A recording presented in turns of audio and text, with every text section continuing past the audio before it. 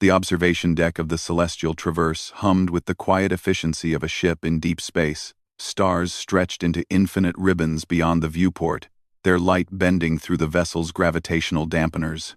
Lena Eris sat at her usual corner table, fingers wrapped around a steaming mug, watching the cosmos drift by with the kind of contentment only a good cup of coffee could provide. She'd been aboard the multi-species research vessel for 8 months now, the only human among a crew of 47. Most species found humans fascinating in an abstract, documentary sort of way, curious about their endurance, their stubborn refusal to quit, their bizarre dietary habits. But none had shown quite as much interest as Piku. The young Velkin bounded into the observation deck with his characteristic enthusiasm, all tawny fur and oversized ears that twitched at every sound. His species resembled what humans might call a cross between a fox and a kangaroo. Though such comparisons always seemed to offend the Velkin elders, Piku was barely past his juvenile stage, assigned to the ship as part of his species' educational rite of passage. Lena! His translator collar rendered his chirps into enthusiastic standard. You're doing the thing again, she smiled, taking another sip. Good morning to you too, Piku. The cub hopped closer, his large violet eyes fixed on her mug with intense suspicion. The hot, dark liquid. You consume it every rotation cycle. Sometimes multiple times. It's called coffee. Coffee, he repeated, testing the word. His nose wrinkled. But why? Nutritional analysis shows it provides minimal caloric value. The medical database lists it as a mild toxin. Yet you, humans. He gestured with one small paw. You act as if it's precious. Lena leaned back in her chair, cradling the mug against her chest.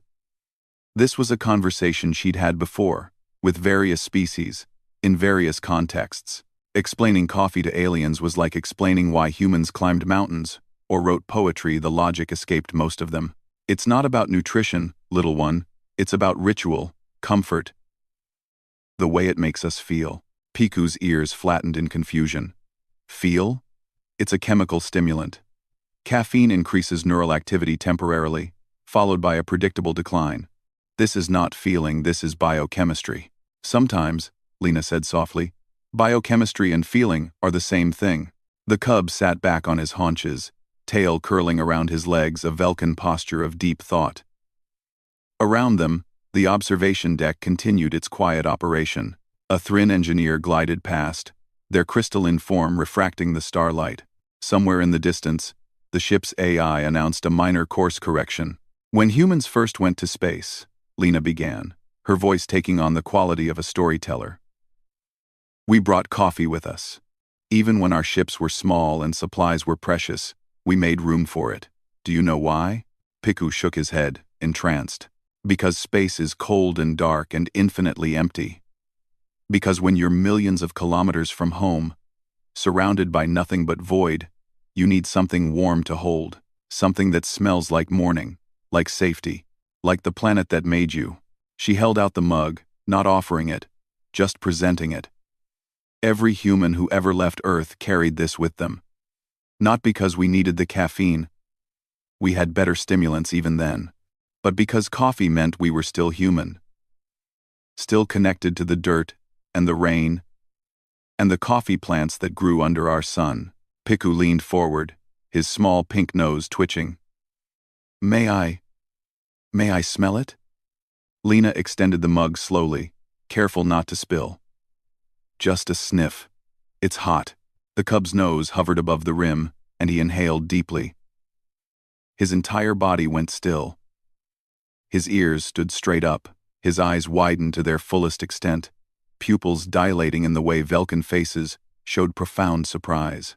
He pulled back slowly, looking at Lena with something approaching wonder. It smells like... He struggled, his translator collar clicking as it searched for words. Like growing things. Like earth after rain. Like warmth. His voice dropped to a whisper. But also danger, bitterness, fire.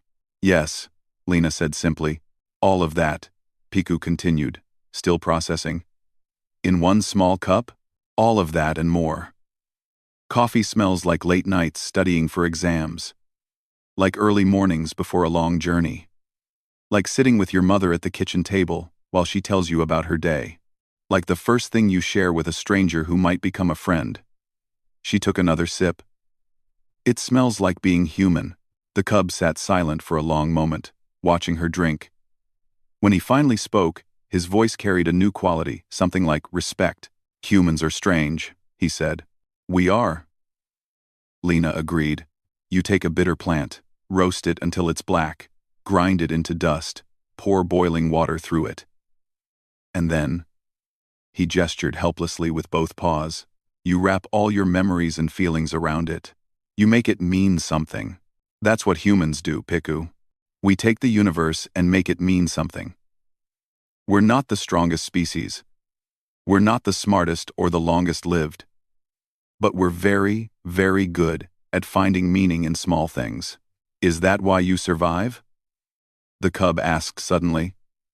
When other species gave up on deep space exploration, humans kept going. When the void claimed so many missions, humans built more ships. Is it because of small things like this? Lena looked out at the stars, at the impossible distances they'd crossed. She thought of all the human ships out there, all the observation decks and cargo holds and medical bays, and all the coffee makers humming quietly in their corners. Maybe, she said. Maybe that's exactly why. We carry home with us Piku. In every cup, every ritual, every small comfort we refuse to abandon. The universe can take a lot from us, but it can't take our coffee. It can't take our choice to make morning mean something, even when there's no sunrise for light years in any direction. Piku stood, his juvenile frame straightening with newfound purpose.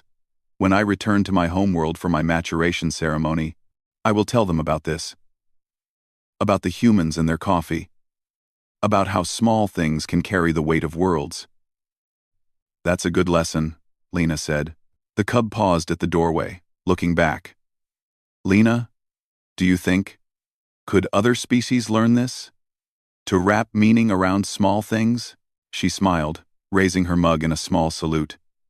I think you just did, little one.